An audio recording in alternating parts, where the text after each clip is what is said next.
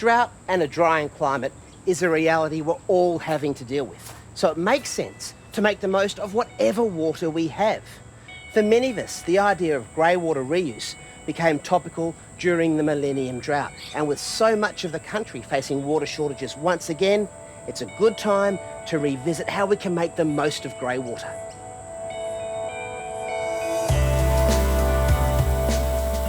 Greywater is household wastewater that doesn't include water from the toilet.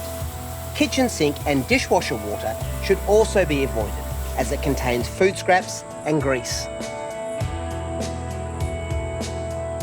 The simplest way to reuse greywater is manual bucketing, which you can do from the shower or the laundry trough to keep a few plants alive. Now, it's cheap, but it's also hard work. A better way to go is direct diversion. Now, in new homes like ours, all the plumbing's under the ground, so you need to design that in at the time of building. But for older homes or homes that are raised off the ground, often the plumbing can be accessed. Now, we've mocked this example up. This is something that you might see coming out from either the laundry or the shower and bath recess.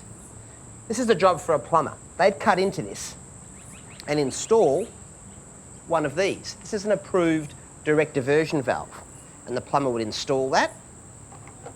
And what it means is you can either have the greywater going straight to sewer, or you can divert it and have it going out to the garden. From there, a piece of flexible hose can be installed to take the greywater out to the garden. And then a piece of slotted drainage pipe is connected, and this is the part that will disperse the greywater in the garden. Now, this needs to be installed into a shallow trench covered with soil, and that means the greywater can permeate into the garden and not pond on the surface.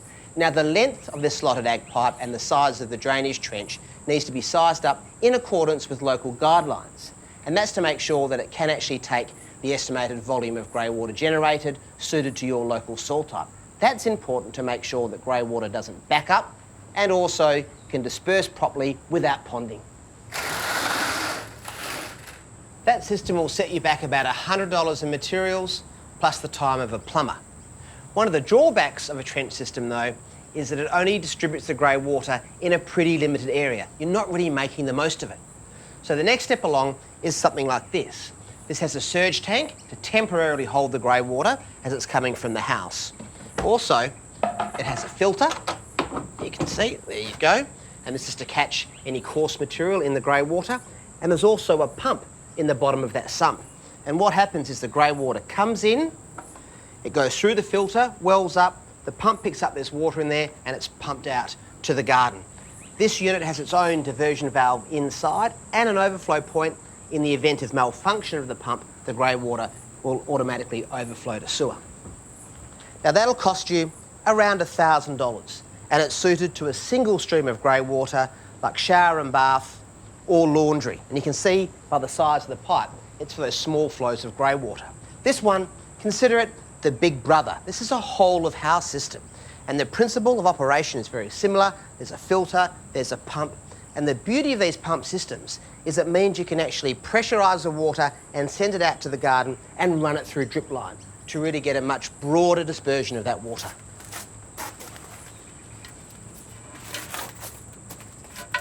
My greywater system is also a whole of house type, with these units costing around $3,000.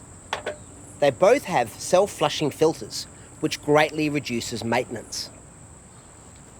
So what plants are suited to greywater? Well, all sorts. Have a look at this crepe myrtle. It's absolutely loving it. Or my bananas, a really thirsty plant, which are happily producing fruit here. Also, the pomegranate's doing well. Shrubs like the rosemary and the salvias, and my grapevines producing, all on greywater. Now, I've got the greywater drip line neatly laid out through this garden area, just like you would do with regular drip line. But importantly, the colour of the pipe is purple, and that's the international standard for wastewater. And that pipe is then covered with a thick layer of mulch to prevent contact and reduce any risk of passing on pathogens. Now, every time my greywater system comes on, all of this area and the plants in it get a really good drink. It's not a good idea to apply greywater to pots, as it will pool at the bottom. Also avoid using it on veggies, where there is the potential for contact between greywater and the part of the plant that you eat.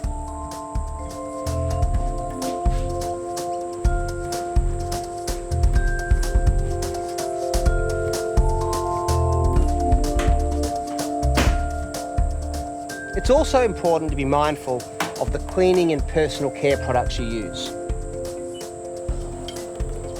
Basically, choose ones that are designed for greywater reuse. And if you do need to use disinfectants or hair dye or bleachers, make sure you divert your greywater to sewer. Now, despite best intentions, all detergents are alkaline, and over time, they'll raise the pH of the soil. So don't use it on things like camellias, azaleas, blueberries, or other acid-loving plants.